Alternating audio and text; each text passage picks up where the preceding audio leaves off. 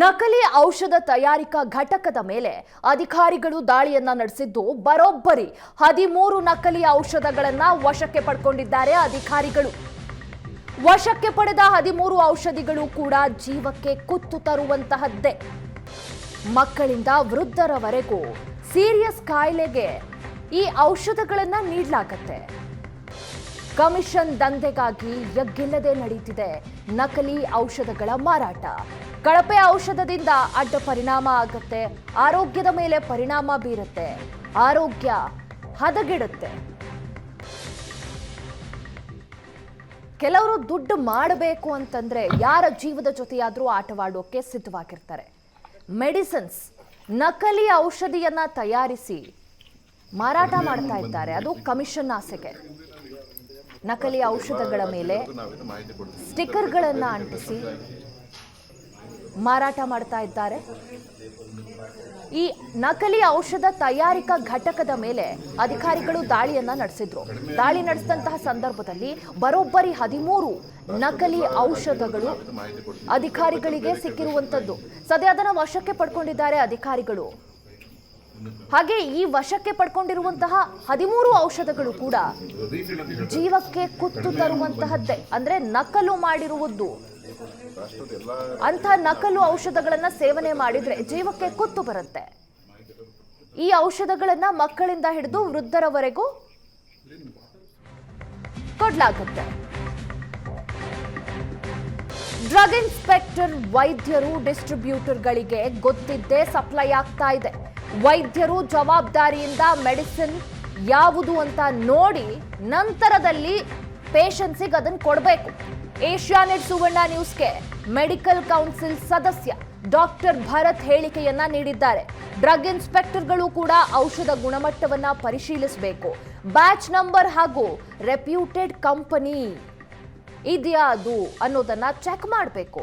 ಯಾವುದೇ ರೀತಿಯ ಚೆಕಿಂಗ್ ನಡೀತಾ ಇಲ್ಲ. ಫೇಕ್ ಲೇಬಲ್ಗಳನ್ನ ಹಾಕಿ ಕಳಪೆ ಗುಣಮಟ್ಟದ ಮೆಡಿಸಿನ್ ಅನ್ನ ಹಂಚಿಕೆ ಮಾಡ್ತಾ ಇದೆ ಈ ಜಾಲ. ಜನರ ಜೀವದ ಜೊತೆ ಆಟ ಆಡ್ತಿದ್ದಾರೆ. ಈಗ ಅಂಥವರ ಮೇಲೆ ಕಠಿಣವಾದ ಕ್ರಮ ಆಗಬೇಕು ಅನ್ನೋದಾಗಿ ಡಾಕ್ಟರ್ ಭರತ್ ಹೇಳಿದ್ದಾರೆ. ಬೆಂಗಳೂರಿನಲ್ಲಿ ನಕಲಿ ಔಷಧಿ ಮಾರಾಟ ಜಾಲ ಪತ್ತೆಯಾಗಿರುವಂಥದ್ದು. ಹಾಗಿದ್ರೆ ನಕಲಿ ಔಷಧಿ ಅನ್ನುವಂಥದ್ದು ಹೇಗೆ ಗೊತ್ತಾಗುತ್ತೆ ಮತ್ತು ಅದನ್ನು ಹೇಗೆ ಸರಬರಾಜು ಮಾಡ್ತಾರೆ, ಇದಕ್ಕೆಲ್ಲದಕ್ಕೂ ಕೂಡ ಉತ್ತರ ಕೊಡೋದಕ್ಕೆ ನಮ್ಮ ಜೊತೆಗೆ ಮೆಡಿಕಲ್ ಕೌನ್ಸಿಲ್ನ ಮೆಂಬರ್ ಆಗಿರುವಂತಹ ಡಾಕ್ಟರ್ ಭರತ್ ಅವರಿದ್ದಾರೆ. ಅವ್ರನ್ನ ಮಾತಾಡಿಸ್ತೀನಿ. ದಾಳಿ ಮಾಡಿರುವಂಥ ಸಂದರ್ಭದಲ್ಲಿ ಒಟ್ಟು 12 ಮೆಡಿಸಿನನ್ನು ವಶಕ್ಕೆ ಪಡ್ಕೊಂಡಿದ್ದಾರೆ. ಸೊ ಅಷ್ಟು ಮೆಡಿಸಿನ್ ಯಾವುದ್ರ ಮೇಲೆ ಅಂದರೆ ಯಾವ ಕಾಯಿಲೆಗೆ ಆಗುವಂಥದ್ದು ಮತ್ತು ಅದ್ರ ಮೇಲೆ ಅದನ್ನು ತಗೊಂಡ್ರೆ ಯಾವ ರೀತಿ ಅಡ್ಡ ಪರಿಣಾಮ ಬೀಳುತ್ತೆ ಮನುಷ್ಯನ ದೇಹದ ಮೇಲೆ ಅಂತ. ಮೇಡಮ್, ಇಲ್ಲಿ ಇರೋವಂಥ ಆಲ್ಮೋಸ್ಟ್ ಇಂಜೆಕ್ಷನ್ಸ್ ಎಲ್ಲ ರಿಲೇಟೆಡ್ ಟು ಸೆಫ್ಟಜಿಡಮ್ ಅಂತ ಇಂಜೆಕ್ಷನ್ ಅಂತ ಹೇಳ್ತೀವಿ. ಸೆಫ್ಟಜಿಡಮ್ಮು, ಅವಿಬ್ಯಾಕ್ಟಮ್ಮು, ಅಜಿಟ್ರೋನಿಮ್ಮು, ಆಮೇಲೆ ಸೆಫ್ಟ್ರಾಕ್ಸನ್ ಇಂಜೆಕ್ಷನ್ನು, ಇವೆಲ್ಲ ಒಂದು ಆ್ಯಂಟಿಬಯೋಟಿಕ್ ಇಂಜೆಕ್ಷನ್ಗಳು. ಕೆಲವೊಂದು ಸೀರಿಯಸ್ ರೋಗಗಳು ಇದ್ದಂಥ ಸಂದರ್ಭದಲ್ಲಿ lung infection, abdominal infection, sepsis, septicaemia, ಈ ಥರ ಹಲವಾರು ತುಂಬ ಸೀರಿಯಸ್ ಕಾಯಿಲೆಗಳು ಇದ್ದಂಥ ಸಂದರ್ಭದಲ್ಲಿ ಇಂಥ ಮೆಡಿಸನ್ಸನ್ನು ಯೂಸ್ ಮಾಡ್ತಾರೆ.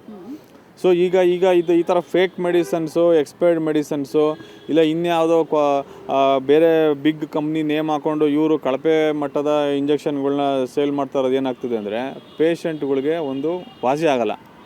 ವಾಸಿ ಆಗದಿರೋದು ಏನಾಗುತ್ತೆ, ಅವರು ಇನ್ನೂ ಮತ್ತೆ ಕಾಂಪ್ಲಿಕೇಟ್ ಆಗೋಗುತ್ತೆ. ಅವರ ಸಮಸ್ಯೆ, ಹೆಲ್ತ್ ಇಶ್ಯೂ ಇನ್ನೂ ಕಾಂಪ್ಲಿಕೇಟ್ ಆಗಿ ಇನ್ನೂ ಹಲವಾರು ಲಕ್ಷಗಟ್ಟಲೆ ದುಡ್ಡು ಖರ್ಚು ಮಾಡಿದ್ರು ವಾಸಿ ಆಗಲ್ಲ. ಕೊನೆಗೆ ಅವರ ಪ್ರಾಣನೂ ತೆರಬೇಕಾಗುತ್ತೆ. ಕೆಲವೊಂದು ಈ ಇಂಜೆಕ್ಷನ್ಗಳು ಡೈರೆಕ್ಟಾಗಿ ಅಡ್ಡ ಪರಿಣಾಮ ಬಂದ್ಬಿಡುತ್ತೆ. ಸೀರಿಯಸ್ ಅನಾಫಿಲಾಕ್ಟಿಕ್ ರಿಯಾಕ್ಷನ್ಸ್ ಅಂತ ಹೇಳ್ತೀವಿ, ಅಲರ್ಜಿಕ್ ರಿಯಾಕ್ಷನ್ ಎಕ್ಸಾಂಪಲ್. ಸೊ ಇದು ಕೊಟ್ಟ ತಕ್ಷಣ ಅವ್ನಿಗೆ ಅಲರ್ಜಿಕ್ ರಿಯಾಕ್ಷನ್ ಆಗಿ ಅಲ್ಲೇ ಪೇಷಂಟ್ಗಳು ಡೆತ್ ಆಗೋವಂಥ ಚಾನ್ಸಸ್ ಇರುತ್ತೆ. ಇಲ್ಲಾಂದರೆ ವಾಮಿಟಿಂಗ್ ಆಗೋದು, ಲೂಸ್ ಮೋಷನ್ ಆಗೋದು, ಗ್ಯಾಸ್ಟ್ರಿಕ್ ಆಗೋದು, ಮೈಯಲ್ಲೆಲ್ಲ ಬಾಡಿಲೆಲ್ಲ ಅಲರ್ಜಿ ಆಗೋದು.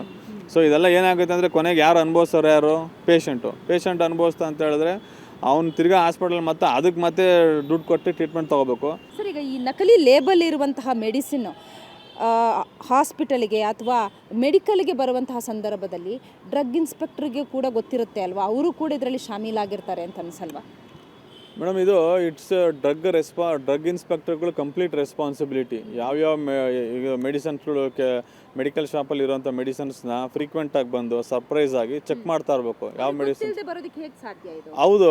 ಹೌದು ಇದರಲ್ಲಿ ಏನಾಗಿದೆ ಅಂತ ಹೇಳಿದ್ರೆ ಕೆಲವೊಂದು ಡ್ರಗ್ ಇನ್ಸ್ಪೆಕ್ಟರ್ಗಳು ಇವೆಲ್ಲ ಒಂದಕ್ಕೊಂದು ಚೈನ್ ಲಿಂಕ್ ಆಗಿದೆ. ಎಲ್ಲರೂ ಅಂತ ಹೇಳ್ತಲ್ಲ, ಕೆಲವೊಂದು ಡ್ರಗ್ ಇನ್ಸ್ಪೆಕ್ಟರ್ಗಳು ಅವ್ರಿಗೆಲ್ಲ ಗೊತ್ತಿರುತ್ತೆ ಈಗ ಏನಾಗ್ತಾ ಇದೆ, ಎಲ್ಲ ಕಡೆ ಪರ್ಸೆಂಟೇಜ್ ದಂಧೆ ನಡೆದ್ಬಿಟ್ಟಿದೆ. ಸೊ ಎಲ್ಲರೂ ಅವ್ರವ್ರ ಲೆವೆಲಲ್ಲಿ ಸಮಾಧಾನ ಮಾಡೋದ್ರಿಂದ ಎಲ್ಲರೂ ಹಂಗೆ ಸುಮ್ಮನೆ ಆಗ್ಬಿಡ್ತಾರೆ. ಎಲ್ಲೋ ಒಂಥರ ಈ ಥರ ಹೊರಗಡೆ ಬಂದಂಥ ಸಂದರ್ಭದಲ್ಲಿ ಪ್ರೆಸ್ಸು ಮೀಡಿಯಾಗೆ ಬಂದಾಗ ಅವಾಗೆಲ್ಲ ಎಚ್ಚೆತ್ಕೋತಾರೆ. ಇಲ್ಲ ಅಂದರೆ ಅದು ಹಂಗೆ ಕಂಟಿನ್ಯೂ. ಈ ಥರ ಕೆಲವೊಂದು ಕಳಪೆ ಗುಣಮಟ್ಟದ ಮೆಡಿಸಿನ್ಸ್ಗಳು ಇದ್ದಂಥ ಸಂದರ್ಭದಲ್ಲಿ ಡಾಕ್ಟರ್ಸ್ಗಳಿಗೆ ಗೊತ್ತಿರುತ್ತೆ, ಮೆಡಿಕಲ್ ಶಾಪ್ ಅವ್ರಿಗೂ ಗೊತ್ತಿರುತ್ತೆ, ಡಿಸ್ಟ್ರಿಬ್ಯೂಟ್ರಿಗೆ ಗೊತ್ತಿರುತ್ತೆ. ಅದೇನಂದರೆ ಎಲ್ಲರೂ ಪರ್ಸೆಂಟೇಜ್ ನೋಡಿಕೊಂಡು ಅದನ್ನು ಅವರು ಯೂಸ್ ಮಾಡ್ತಾ ಇರ್ತಾರೆ. ಯಾರು ಇದ್ರ ಹಿಂದೆ ಇದ್ದಾರೆ, ಎಲ್ಲೆಲ್ಲಿ ಸರಬರಾಜು ಆಗ್ತಾ ಇದೆ, ಮತ್ತು ಮೆಡಿಕಲ್ ಸ್ಟೋರ್ ಇರ್ಬೋದು ಅಥವಾ ಡ್ರಗ್ ಇನ್ಸ್ಪೆಕ್ಟರ್ ಇರ್ಬೋದು, ಜೊತೆಗೆ ಆಸ್ಪತ್ರೆಗಳಿರ್ಬೋದು, ಯಾರ್ಯಾರು ಭಾಗಿಯಾಗಿದ್ದಾರೆ ಅವರೆಲ್ಲರಿಗೂ ಕೂಡ ತಕ್ಕ ಶಿಕ್ಷೆ ಆಗಬೇಕಾಗಿದೆ. ಬೆಂಗಳೂರಿನಿಂದ ಕ್ಯಾಮ್ರಾ ಪರ್ಸನ್ ಶಿವಕುಮಾರ್ ಜೊತೆಗೆ ಮಮತಾ ಮರ್ದಾಳ, ಏಷ್ಯಾನೆಟ್ ಸುವರ್ಣ ನ್ಯೂಸ್.